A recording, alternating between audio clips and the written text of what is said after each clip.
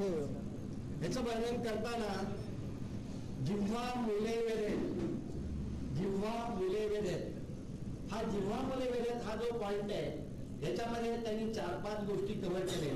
एक, जिभेचं रसज्ञान गेलं असेल तर ते रसज्ञान परत येईल. जिभेच्या संबंधात बोलण्यामध्ये काही दोष असेल तो दुरुस्त व्हायला मदत होईल.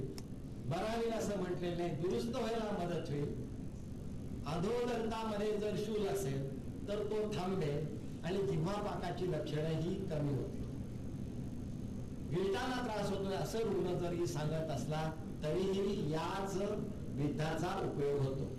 आता हा युद्ध करत असताना जिभे वरच्या दाताला लावून, ही जीभ आहे ही वरच्या दाताला लावून घट्ट करावी असं सांगितलंय. आणि नंतर ह्या जिभेच्या दोन्ही बाजूला ज्या सिमणी आहेत या सिमणीच्या दोन्ही बाजूला विद्ध चिकित्सा करावी. आता जिव्हा मुलेमध्ये असं वर्णन करताना आयुर्वेदाने या दोन्ही रक्तवाहिन्यांच्या वळीला भेद करावा असं सांगितलं. परंतु काही ग्रंथामध्ये जिव्हा मुले ही जागा सांगत असताना आयुर्वेदात नाही. हे जे ऍडम्स ऍपल आहे की जिथनं खरं जिव्हा मूल सुरू होतं या ठिकाणी सुद्धा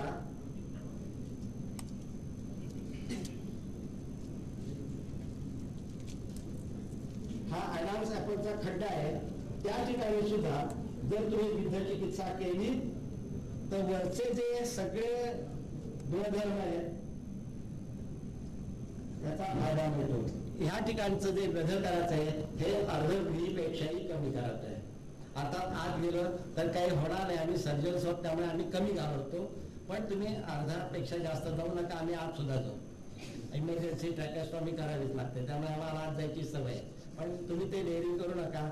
एका वेळेस उपशम नाही मिळाला तर हरकत नाही, पण अर्धविहीच्या खोल जाऊ नका. तेव्हा हे ऍडम्स ऍपलच्या वर हे खऱ्या अर्थाने अनाटॉमिकली जिव्हा मुले तेव्हा त्या ठिकाणचा वेदही तितकाच उपयोगी पडतो. मनाशी वरच्या जेवढ्या इंडिकेशन सांगितल्या या सगळ्या इंडिकेशन्स मध्ये तो उपयोगी.